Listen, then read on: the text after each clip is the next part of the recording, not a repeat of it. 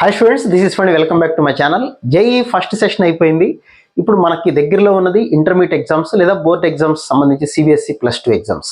అలాగే ఇంకొక exams intermediate exams అయిపోయిన ఒక 15 డేస్లోనే మనకైతే JEE main second session April session జరగబోతుంది.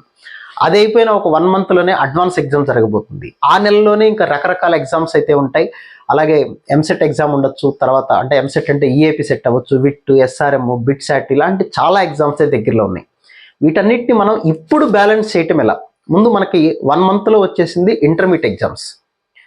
అయితే ఇంటర్మీడియట్ ఎగ్జామ్స్కి సెకండ్ సెషన్కి మధ్య ఒక 15 డేస్ గ్యాప్ ఉంది కాబట్టి మన ప్రిపరేషన్ ఎలా ఉండాలి, ఎలా బ్యాలెన్స్ చేయాలి? ముందుగా మీరందరూ గుర్తుపెట్టుకోవాల్సింది, జేఈ మెయిన్ అవ్వచ్చు, లేకపోతే అడ్వాన్స్ అవ్వచ్చు, ఈఏపీ సెట్ అంటే ఎంసెట్ అవ్వచ్చు, వీటన్నిటికీ కూడా బేస్ ఇంటర్మీడియట్ సిలబస్సే కదా. అందులోనూ పర్టికులర్గా సెకండ్ ఇయర్ సిలబస్ అనేది చాలా ఎక్కువగా మనకి జేఈ మెయిన్లో అయినా ఎంసెట్ ఎగ్జామ్లో అయినా ఉంటుంది. అంటే మోర్ దాన్ 50%, కొన్ని పేపర్స్లో 60% సిలబస్ కూడా సెకండ్ ఇయర్ నుంచి రావటం అయితే జరిగింది.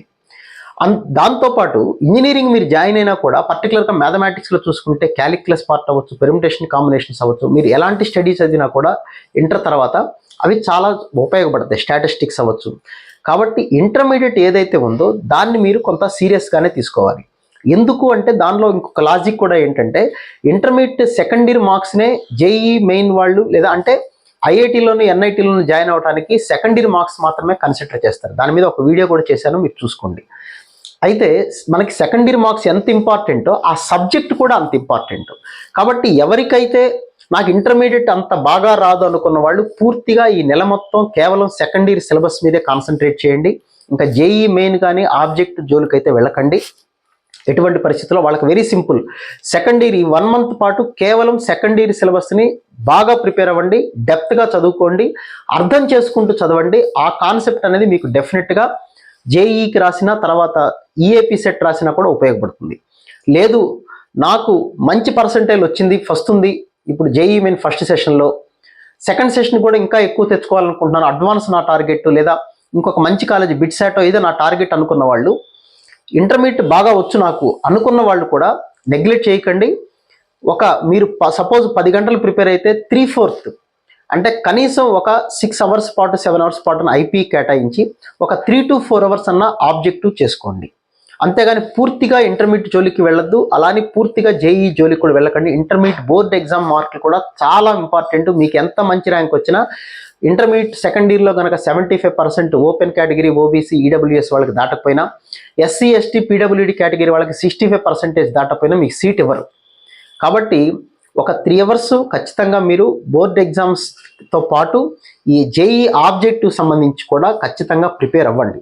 కేవలం సెకండ్ ఇయర్ సిలబస్ మాత్రమే ప్రిపేర్ అయితే, సెకండ్ ఇయర్ సిలబస్లో కనుక మీరు థరోగా ఉన్నట్లయితే 50% క్వశ్చన్ పేపర్ మీరు చేయగలుగుతారు. కాబట్టి ఆ రిమైనింగ్ మనకు బోర్డ్ ఎగ్జామ్స్ తర్వాత వచ్చేటువంటి ఒక 15 డేస్లో ఫస్ట్ ఇయర్ సిలబస్, అందులో ఫస్ట్ ఇయర్ సిలబస్లో కొన్ని మెయిన్ ఇంపార్టెంట్ టాపిక్స్ ఉంటాయి. మ్యాథ్స్ అయితే మ్యాట్రిసెస్, 3D వెక్టర్స్ అవ్వచ్చు, ఫంక్షన్స్ అవ్వచ్చు, ఇలాంటి టాపిక్స్ని, లేదా ఎక్స్ట్రా టాపిక్స్ ఏవైతే ఉన్నాయో ప్రోగ్రెషన్స్ అవ్వచ్చు, ఇలాంటివి సీక్వెన్స్ అండ్ సిరీస్, ఇలాంటివి మనం నేర్చుకోవడానికి సరిపోతుంది. వాటి మీద మాత్రమే ఎగ్జామ్స్కి రాసుకుంటూ ఉంటే సరిపోతుంది. కాబట్టి స్టూడెంట్స్ అందరూ మీరు ముందుగా డిసైడ్ అవ్వండి, నాకు ఇంటర్మీడియట్ మార్కులు, ఇంటర్మీడియట్ మాత్రమే నా ప్రస్తుతం టార్గెటా, లేదా జేఈ కూడా జనవరిలో కూడా మంచి పర్సంటేజ్ వస్తుంది, ఏప్రిల్లో కూడా తెచ్చుకోవాలనుకున్న వాళ్ళు డివైడ్గా ఆలోచించుకోండి. నాకు ఇంటర్మీడియట్ మాత్రమే ప్రస్తుతం అనుకున్న వాళ్ళు ఇంటర్మీడియట్ మీదే పూర్తి కాన్సన్ట్రేట్ చేయండి. సబ్జెక్ట్ నేర్చుకుంటూ చదవండి, అర్థం చేసుకుంటూ చదవండి. పర్టికులర్గా ఫిజిక్స్, కెమిస్ట్రీ ఎంత బాగా మీరు అర్థం చేసుకుని చదవగలిగితే జేఈ మెయిన్కి అంతకు ఉపయోగపడుతుందో ఆలోచించుకోండి. ఇంటర్మీడియట్ నాకు ఎలాగో మంచిగా వస్తాయి, 90% డెఫినెట్గా వస్తుంది అనుకున్న వాళ్ళు కూడా ఇంటర్మీడియట్ నెల రోజులే ఉంది కాబట్టి అందులో ఫిబ్రవరి 28 2 రోజులు ప్రాక్టికల్స్ వెళ్ళిపోతాయి మనకి.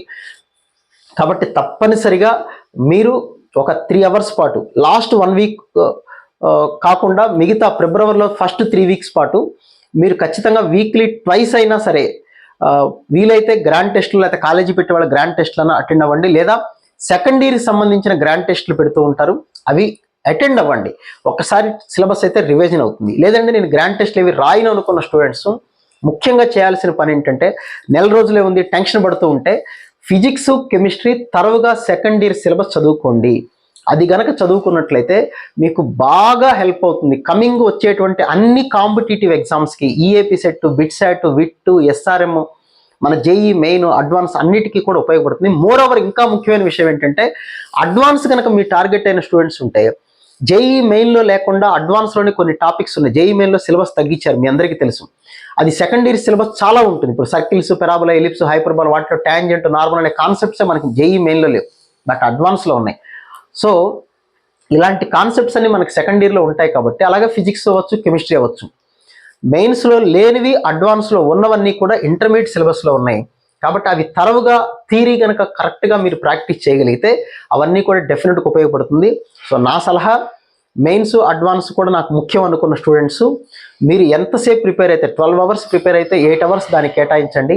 4 అవర్స్ 1/4 టైం అనేది ఆబ్జెక్టివ్ కూడా ఫస్ట్ 3 వీక్స్, ఫిబ్రవరి 3 వీక్స్ మాత్రం కేటాయించండి. లాస్ట్ వీక్ నుంచి ఇంకా ఐపీఈ మీద కొద్దిగా కాన్సన్ట్రేట్ చేయండి. స్కోర్ చాలా ఇంపార్టెంట్, ఐపీఈ నెగ్లెక్ట్ చేయొద్దు. So wish all good luck guys. ఇంకేదైనా డౌట్ ఉంటే మన లైవ్కి వచ్చినప్పుడు డిస్కస్ చేద్దాం. Thank you.